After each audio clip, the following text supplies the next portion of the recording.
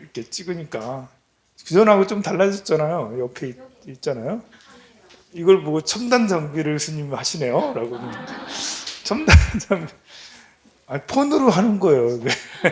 폰으로 찍는 거고, 이거는 조명이에요, 조명. 2만 원, 2만 5천 원짜리 조명인데, 2만 5천 원짜리 딱 달아놓으니까 폼새가 나서 첨단 장비를 들었다. 첨단. 네. 폰으로 해도 돼요, 폰으로. 잘 나오잖아요, 그죠? 근데 이렇게 좀 멀으면 소리가 잘 안 들리는데, 이렇게 그 마이크를 쓰면 돼요. 이렇게 핀 마이크를 써가지고. 이것도 그래 안 비싸요. 이것도 만 원, 15,000원. 사람들이 이제 유튜브를 해서 뭐 동영상을 찍고 하는 것을 굉장히 부담스럽게 생각하고 비용이 엄청 많이 들 거라고 생각하는데 삼각대는 이제 돌아다니는 거 이제 갖고 와가지고 삼각대 하는 거고 조명도 그렇게 안 비싸고 폰 있는 폰 다 있잖아요. 여러분들 폰으로 다 해도 돼요. 그렇게 해가지고 이런 이제 마이크를 이렇게 해가지고 조금 약간 떨어지고 이렇게 떨어져도 길잖아. 이게 얼마나 길어? 2m도 넘고만 이게 이렇게 해서 올리면 돼요. 이제 근데 조회수가 많을지 아닐지 구독자가 많을지 안 많을지는 여러분들의 능력이겠죠. 그런데 꼭 그런 게 아니더라도 이제 개인의 자기 개발을 위해서라도 여러분들이 하는 것을 권하고요. 그리고 여러분들 아들 딸들도 다 하게 하세요. 대부분 컨텐츠 때문에 뭘 해야 될지 잘 모르겠다고 하는데 그냥 책 읽어주는 거라도. 근데 요즘에 어떤 책 읽어주는 책 이렇게 정리해가지고 하는 사이트 이렇게 보니까 정말 깔끔하게 잘 정리해주는 분이 있더라고요. 그분도 뭐 이렇게 특별한 무슨 교수님도 아니고 그런데 본인이 알아가지고 이렇게 했는데 조회수가 몇만 회가 되고 10만 회, 20만 회가 되고 막 그렇거든요. 꼭 조회수 연연할 필요 없어요. 그냥 이렇게 하다 보면 내가 책을 한 권 더 보게 되고 또 이렇게 사람들은 자기가 가진 타고난 것들을 쓰고 사는 게 좋거든요. 그리고 어떤 사람 인구의 한 10% 정도는 언어 능력을 가지고 태어났거든요. 언어 능력을 가지고 태어났는데 스스로 자기가 언어 능력을 가지고 태어났는지 몰라. 그래서 그 말을 별로 하지 않고 해봐야 수다 떠는 것밖에 안 해. 이러면 이제 자기가 가진 능력을 가지고 쓰면 행복감이 더 높아지고 또 이렇게 사회에서 성공하기가 더 쉽거든요. 그 몸도 안 아플 수가 있고. 그런데 그런 능력을 쓰지 않으면 이제 우울하고 힘들고 막 그래요. 근데 이런 것들을 하고 그러면 자기의 그런 능력이 자기도 모르는 것이 막 개발이 되고 할 수가 있기 때문에 여러분들께서는 무조건 아이들 보고 하라고 그래요. 되든 안 되든 조회수가 뭐 중요하니 이 엄마가 봐주마. 이러면서 이 엄마 구독 눌러줄게. 이러면서 내가 또 친구들한테 다 보낼게. 우리 아들이 이런 거 한다면서.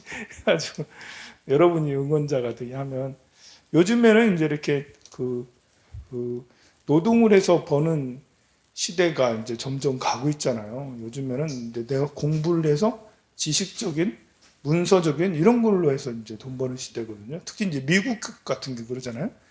미국은 제조업의 최강국이었어요. 2차 세계대전 이전까지만 해도 전 세계에서 제일 잘 만들어. 지금도 잘 만들지만, 전쟁에 2차 세계대전에 얼마나 많은 군수물자가 들어갔겠어요. 뭐 포탄이고 대포고 뭐 이렇게 대포활이고 비행기고 전부 다 미국에서 만들었거든요.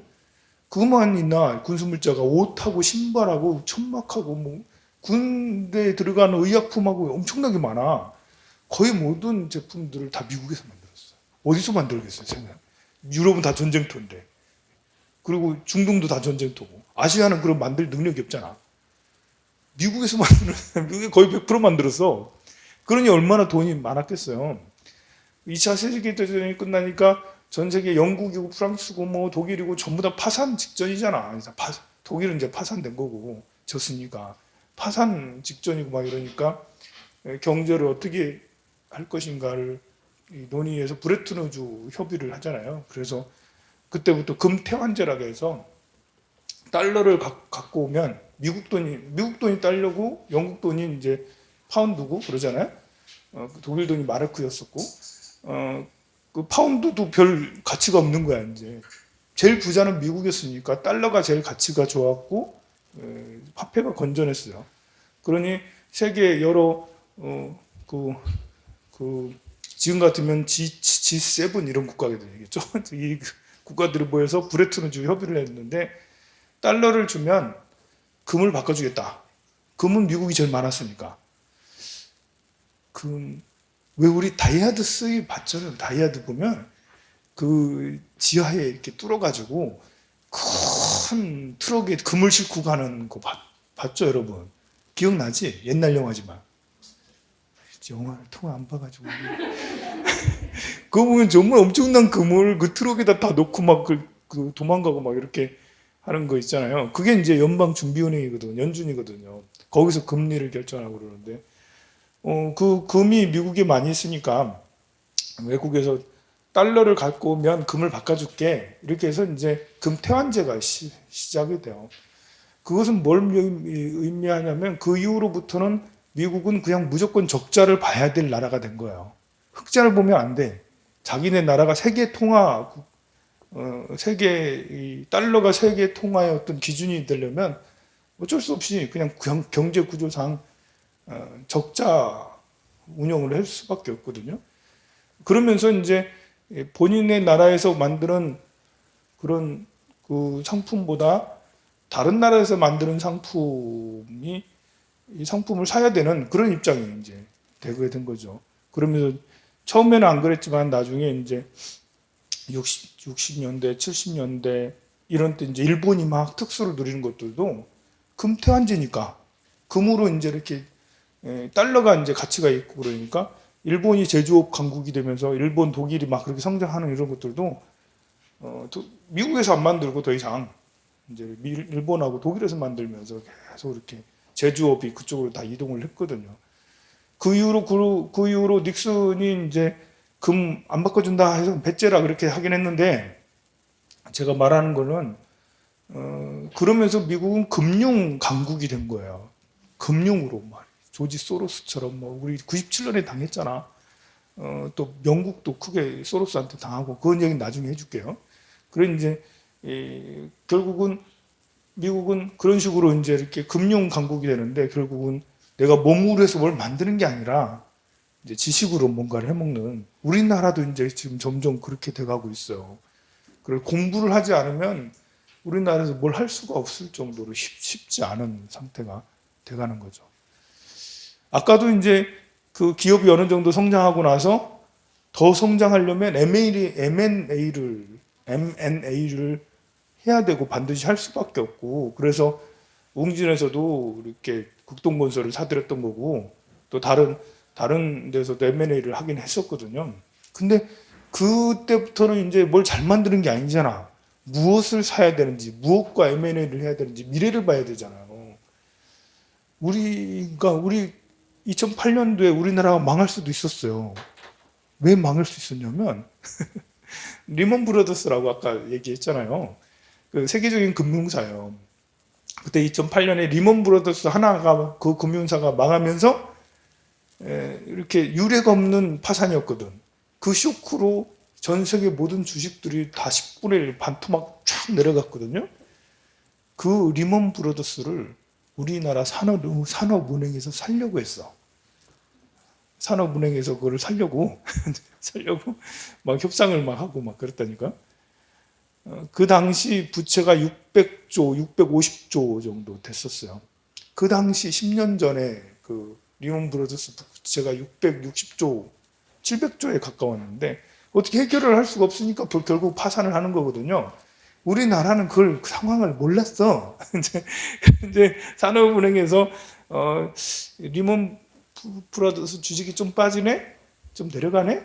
아 그러면 이때 좀 사야겠다 해가지고 접촉을 해서 리먼하고 계속 협상을 하는데 리먼 브라더스 회장이 좀 계속 높은 가격에 부르는 거예요. 이제 그래가지고 이제 살까 말까 하다가 심지어 이렇게 그 미국에 재정부 장관이 전화가 와가지고 그 리먼 좋은 거라고 사라고. 그때부터 이건 아닌갑다. 이건 뭐 문제 있네. 이건 아닌갑다 해가지고 그 안 사게 된 거예요. 안 사고 안 산다고 딱 결정을 내리는 순간 그 다음날 주가가 45% 폭락. 그 다음날 바로 폭락. 결국은 이제 며칠 지나서 리먼 브라더스가 망하게 됐어요. 만약에 우리가 이제 최악의 상황을 생각해서 그걸 샀다. 이제 그 소식을 이게 이제 우리가 이제 그 리먼이 막 주가가 빠지면서 잠시 정지했던 때가 있었거든요. 그게 바로 이제 산업은행과의 이제 인수 그런 것 때문에 더 내려가지 않고 가만히 지켜보고 있었다가 인수를 안 한다니까 퍽 떨어진 거거든요. 그때 이제 그걸 기다렸다가 이제 연준 의장이면 세계 제일 은행장이잖아. 그것도 이제 기다렸다가 사태 보고 이렇게 선언하고 막 그랬는데요. 그래 보면 그거를 만약에 우리가 인수했으면 대한민국은 파산이지 뭐. 어떻게 결국을 했겠어요. 600조가 넘는데 당시에. 그러니까 그런 것들도 한국 투자 이런 그 애널리스트들이 어떻게 자산 운용을 하느냐 이거 정말 참 중요하고 그런 것 같아요. 우리나라의 이제 국민연금이 600조가 넘었어요. 작년 재작년에 600조가 넘었어요. 세계에서 가장 그 건실한 이제 자산이죠. 우리나라에서 제일 건실한 게 국민연금. 한 10년 전만 해도 250조가였는데 지금 뭐 그 사이 나라가 발전했는데 600조나 돼버렸어. 많이, 아니요. 많이 모여진 거예요. 많이 떼간 것도 있겠지만 또 나름 이제 몇 프로 운영을 해서 한 3분의 1 정도, 33% 정도가 이제 주식으로 샀거든요. 국내 주식이 한 60, 70%, 해외 주식이 한 3, 40%. 그래서 이번 정부에서는 2020 몇 년까지 45%까지 주식의 비율을 이제 높이겠다라고 그러거든요. 근데 지금 몇 년 동안, 한 10년 동안 주식 그런 것들을 보면 한 5년 정도까지 동안 이렇게 보면 수익이 굉장히 좋았어요. 한 평균 7, 8% 정도의 수익률을 냈으니까. 올해가 이제 2018년, 19년이 갑자기 뭐 이렇게 우리도 주식이 2000포인트 밑으로 쭉 내려갔잖아요. 그러니까 이제 손실이 좀 올해 작년은 굉장히 클 거예요, 아마. 주식은 그 국민연금은 거의 모든 우리나라 우량주를 다 쥐고 있으니까 우리나라가 이제 주식 포인트가 내려가면 당연히 이제 국민연금도 손해 보기 마련이죠. 그래서 해외에 좋은 주식들을 사 드리는 것은 괜찮은 거예요. 그러니까 애널리스트들이 이제 굉장히 고민이 많지. 내 돈도 중요하지만 국가 돈이니까. 2008년에 그 아까 리먼 사태가 있기 바로 직전에 국민연금에서 1조를 투자한 게 있어요. 메릴린치라고, 그것도 금융사거든요. 메릴린치라는 금융사에 1조를 넣었어. 몇 달 뒤에 리먼이 탁 내려갔잖아요. 파산됐잖아요. 그래가지고 메릴린치 주식도 10분의 1로 받는 10분의 1 토막이 확 나가지고 그 이후로 몇 년 동안 국민연금에서 이제 국정조사 한다고 국회에 가면 니들이 그렇게 투자를 해가지고 손실이 얼마나 뭐지 그렇게 계속 혼나다 계속 부담이니까 그래도 계속 갖고 있었어요. 갖고 있어야지 어떻게 해. 안 팔고 쭉 갖고 있다가 2017년인가 2016년인가 원금 회복까지 겨우 된 거야 이제 겨우. 그렇게 하자 막 팔았어요. 계속 올라가. 계속 올라가.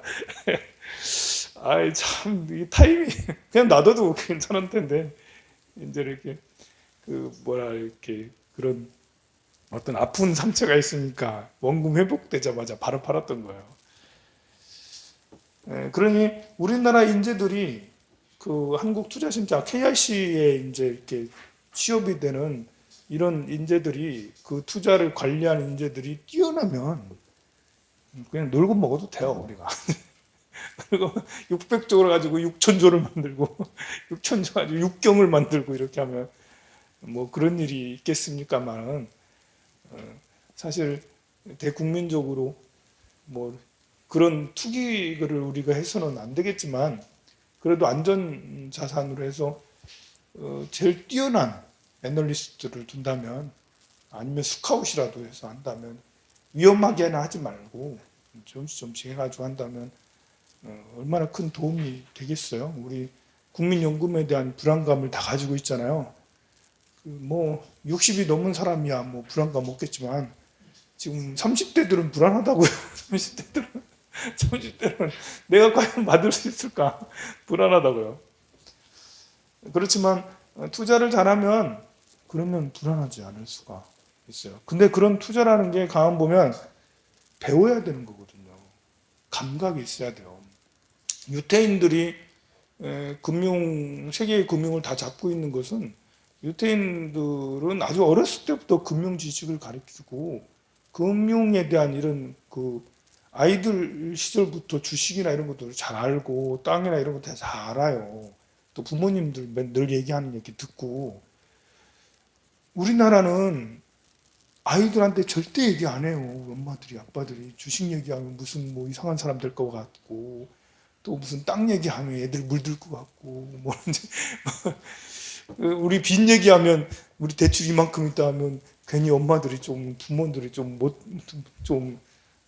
그런 것 같고 해서 우리가 대출이 얼마 있다는 얘기도 애들한테 안 하고 우리가 어느 땅을 갖고 있다 뭐 뭘 하고 있다 뭐라고 전혀 얘기 안 한다니까요.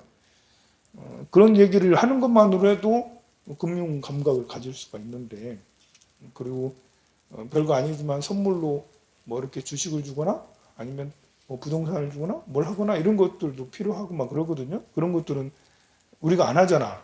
안 하고 있다가 나중에 대학에 들어가서 경제학을 전공해. 경제학 너무 어려워요. 차라리 이렇게 그 실물 경제를 보고 뭐 이렇게 배우는 게 더 낫지. 학문으로 경제학 배우려고 하면 너무 골치 아프거든요. 근데 이렇게 미리 거기에 대한 감각이 있는 상태에서 학문을 하면 훨씬 이제 여러분들이 불교를 전혀 관심이 없고 불교에 대해서 잘 모르는 상태에서 금강경 강의를 듣고 불교 교리를 들어봐요. 재미 하나도 없어요. 별 관심이 없는데.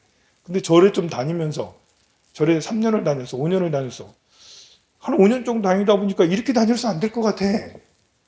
그렇게 해서 저 불교대학 오면 귀에 쏙쏙 들어와요. 마찬가지로 어렸을 때 금융의 경제 뭐 이런 것들을 가까이 하다가 좀 알 것도 같기도 하고 모를 것 같기도 하고 그런 상태에서 경제학, 경영학 들어가 봐요. 그러면 이제 마치 솜에 이렇게 물이 먹듯이 쫙 빨려 들어갈 수가 있다고요.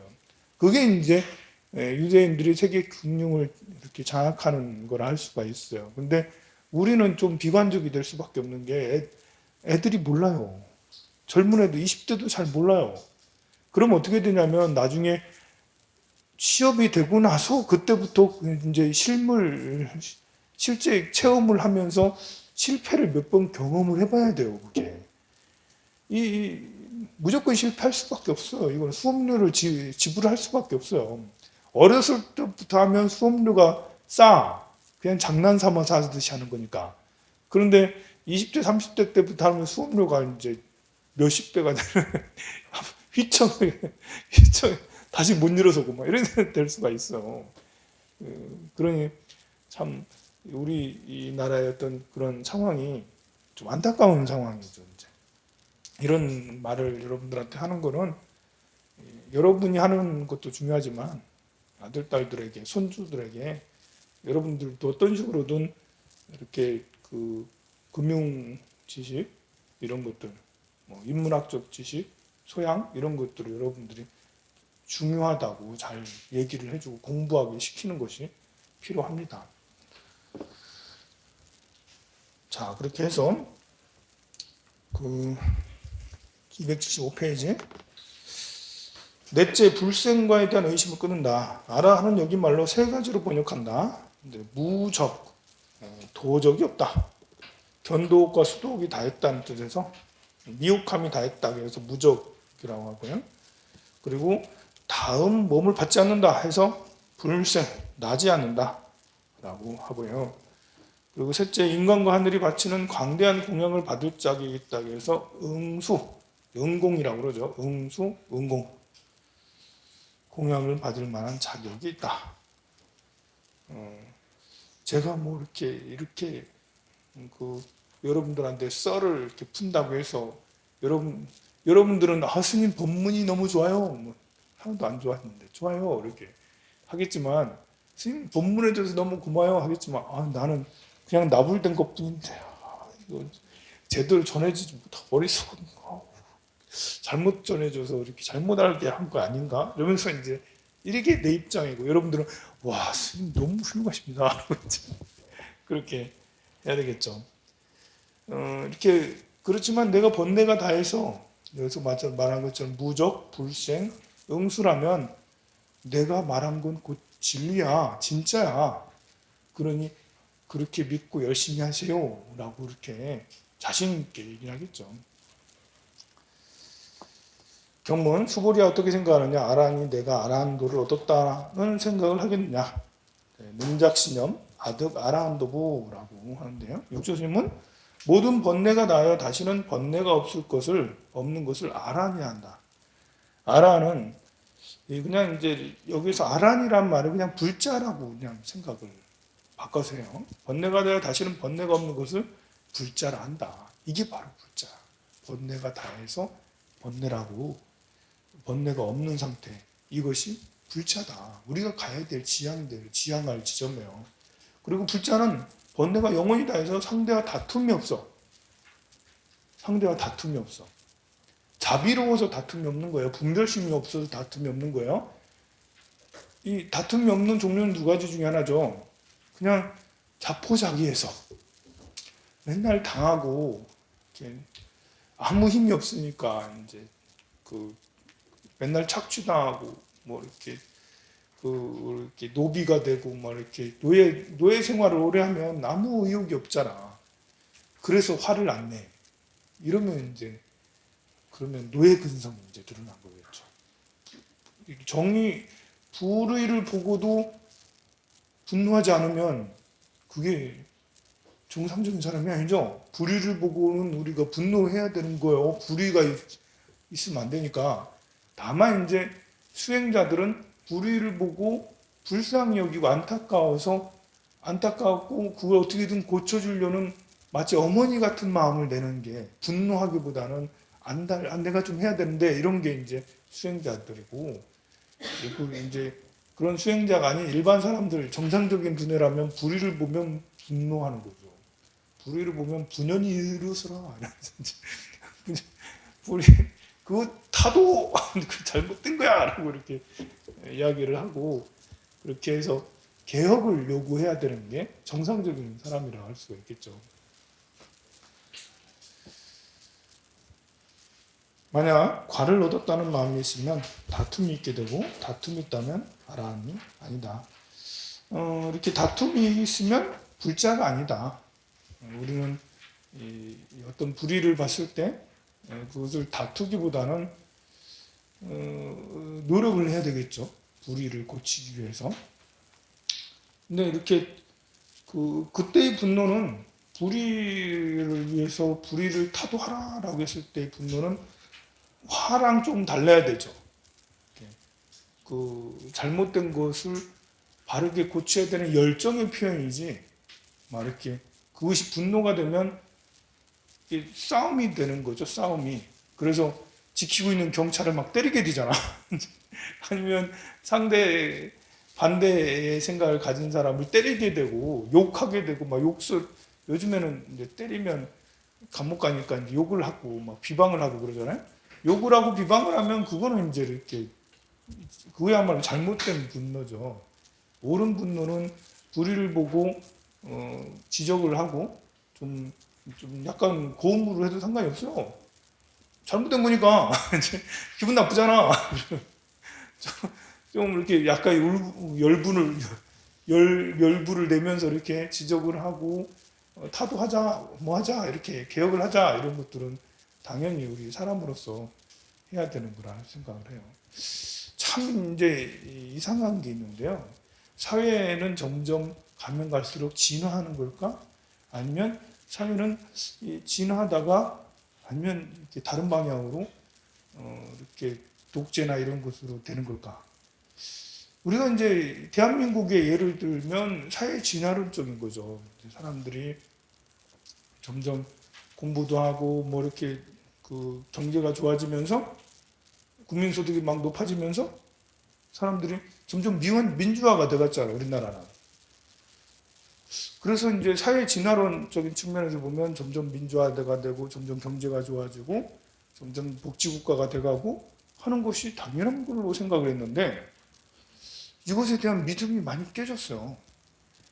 대표적으로 이제 2010년 전후로 해가지고 이제 아랍의 봄이 있었잖아, 아랍의 봄. 그때도 그네들도 민주화를 요구를 했거든요. 이제 독재 타도해서 그때 독재자들이 많이 물러갔거든요.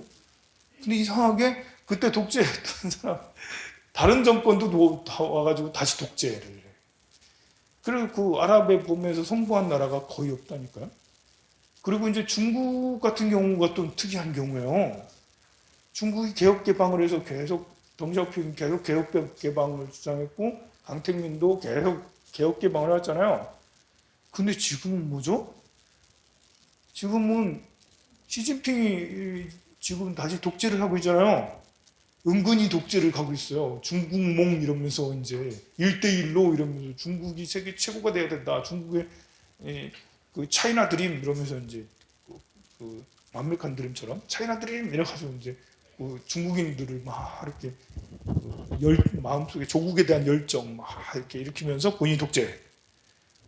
그리고 국민들은 독재에 순응해 지금 잘하고 있다라고 생각을 해. 언론을 통제하지 또 뭐 홍콩 같은 이런 시위를 무력으로 진압을 하지. 지금 뭐 이렇게 그 티엔망이라고 해서 천망을 만들어서 전 국민을 감시하겠다라고 그러지. 전 국민을 등급을 나누겠다고 그러지. 지금 더 이제 이렇게 더 독재로 더 가고 있어요. 야, 이것은 지금까지 생각했던 거랑 좀 다르네? 우리가 경제 그 GNP가 높아지면 좀 국민 총생산이 높아지면 경제가 좋아지면 민주화의 정도도 비례해서 좋아질 거다. 그래서 중국이 계속 그래 왔잖아. 우리나라도 그래갖고. 그런데 중국이 어느 정도 가다가 무경화로 이제 독재로 다시 회귀를 하네? 이게 또 이제 우리는 북한을 예를 들어서 또 들을 수 있다는 거예요. 우리가 생각할 때 북한도 경제가 개방이 되면 반드시 통일이 돼. 그렇지. 경제가 개방이 되면 북한 체제가 무너질 거야.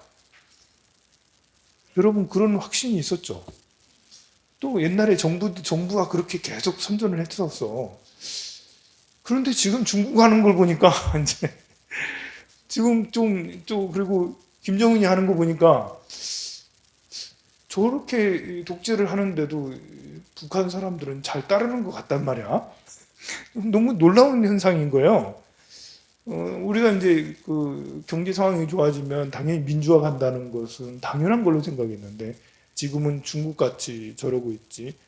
러시아도 보면 우리가 러시아 무너지면서 소비에트가 무너지면서 소비에트 연방이 무너지면서 다른 나라들이 다 많이 독립을 했잖아요. 그러면 소비에트도 러시아도 개혁 개방이 돼서 민주화가 될 거야 안 하는데 뭐냐고 지금 푸틴이 뽀떡 버티고 벌써 몇 년째 푸틴이 독재를 하고 있어요 세상에. 야 이런 걸 보면 참 우리 기본적인 생각하고 예상하고 다르네 이런 거죠. 그러니까 이제 북한하고의 관계에 대해서도 좀 더 많은 생각을 해보고 해야 되는 거죠.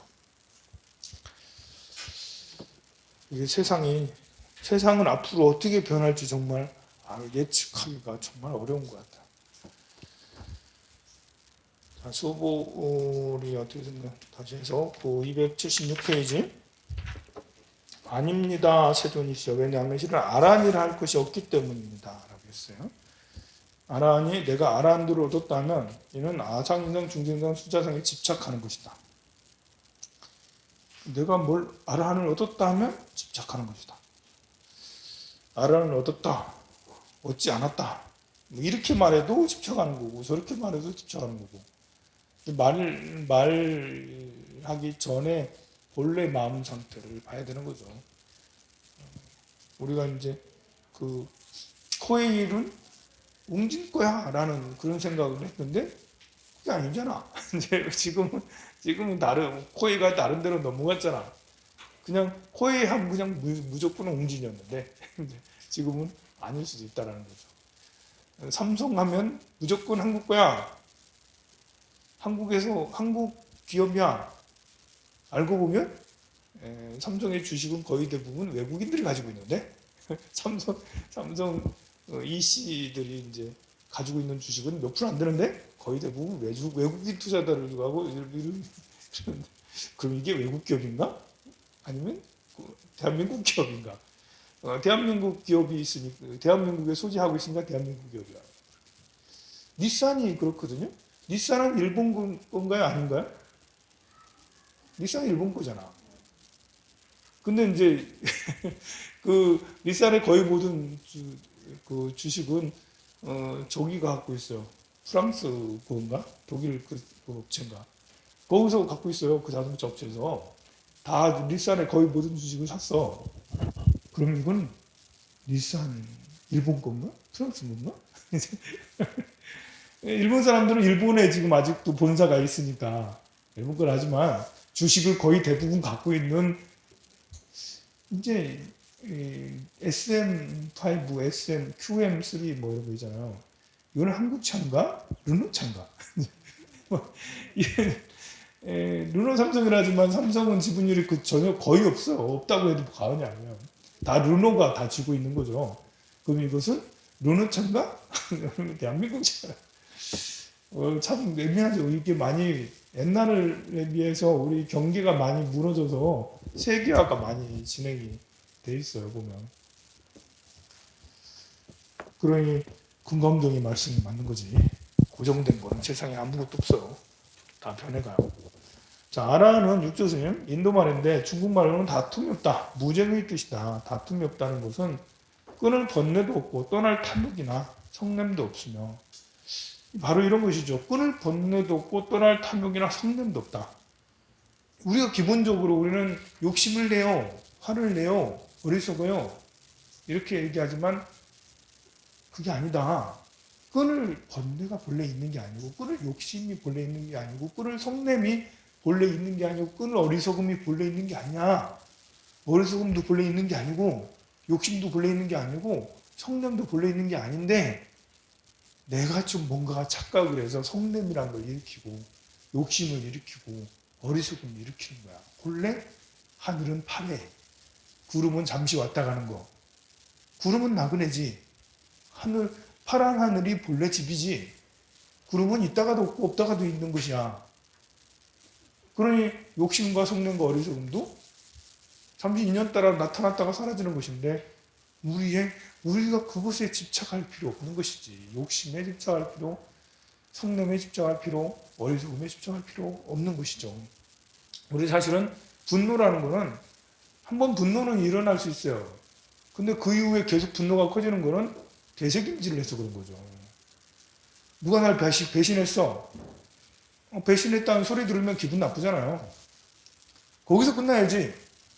계속 생각을 해요. 자기가 스스로 다시 재생을 해. 리플레이 계속 플레이 하면서 점점 그 마음이 막 더 커져서 나는 나중에 집에 갔더니 잠이 와.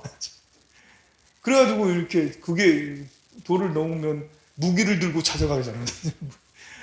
그거는 좀 정신적인 문제가 있는 거고 무기까지 들고 찾아가면 그 잠이 안 온다가 이제 보통 사람은 이제 전화를 때리지 이제 만나자 그러면서 뭐냐 도대체 이러면서 이렇게 번뇌가 더 되새김질을 하니까 더 커지게 분노도 커지죠. 욕심도 그래요. 물건을 사고 싶은 이런 것도 구매하는 이런 것들도 계속 끊임없이 생각을 하잖아요. 저 차를 사야 되는데 저 차고 좋은 차 지나가는 저 차 사고 싶은데 그러다가 이제 결국은 어느 정도 차면 진짜 사게 되고 말이잖아요. 그것도 자꾸 되새김질을 하는 거잖아요. 그리고 예뻐 보이고자 하는 이런 것들도 뭐 이렇게 수술을 하기도 하고 화장을 하고 하는 이런 것들도 그게 내 스스로가 욕심을 더 증폭을 시켜서 어느 정도 하는 거야 괜찮지만 과도하면 이제 정신적인 문제가 일어나게 되죠. 자, 그래서 끊을 본뇌도 없고 떠날 탐욕이나 욕심도 사실은 있는 게 아니다. 마음에 맞고 거슬리는 것이 없고요. 마음과 경계가 다 공해해서 안과 밖에 항상 고요한 것입니다. 이것이 기본적인 우리 마인드예요. 원래 우리는 안과 밖이 고유한 것이고 끈을 번뇌도 없고 끈을 욕심도 없고 끈을 어리석음도 걸려 있는 게 아니다. 그렇지만 이런 생각을 계속하면 나중에 열정이 없는 사람이 될 수도 있다고 그랬죠. 함정이에요. 그래서 원력이 꼭 필요하다는 거예요. 그래서 남을 도우려고 노력하는 것도 함께 해야 된다는 거죠. 봉사 같은 거. 출가한 스님이라고 해서 계속 산속에서 수행하라는 게 아니에요. 계속 산속에서 수행하다 보면 자칫하다가는 매너리즘에 빠져서 의욕이 사라질 수 있어요. 그럼 어떻게 해야 되겠어요? 산속에서 수행하더라도 거기 이제 사람이 안 보이면 동물들을 보면서 안타까워하고 이 동물들에게 설법을 해줘야지, 저 바위에게 설법을 해줘야지 하면서 이렇게 이 동물도 윤회를 하면서 너무 어리석어 이러면서 동물을 위해서 막 기도도 해주고 저 동물을 내가 저 고양이를 위해서 내가 열심히 수행을 이먹고 이렇게 그런 자비심이 이제 발현이 돼야 되는데 사실은 그런 자비심이 꼭 필요하다고 강조를 하는 분이 별로 없어요. 여러분들한테도 제가 이렇게 계속 이런 말씀을 자주 드리잖아요. 그런데 그것은 제가 이런 말을 들으면 여러분들이 타당하다고 여기고 정말 이제 자비심이라는 게 남을 돕는다는 게 봉사라는 것이 그냥 좋은 일 한다고 봉사하는 게 아니에요.